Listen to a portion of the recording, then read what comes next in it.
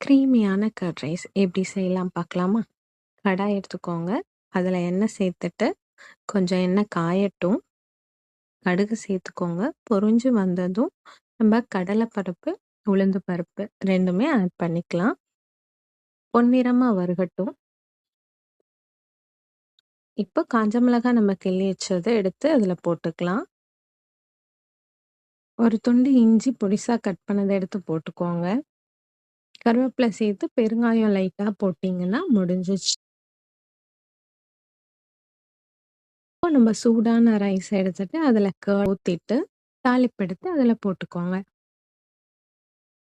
Carrot, கொத்தமல்லி, உப்பு இது 3ம் ஆட் பண்ணி நம்ம கலர வேண்டியதுதான். அவ்வளோதாங்க. சூப்பரா இருக்கும். செஞ்சு சாப்பிடுங்க.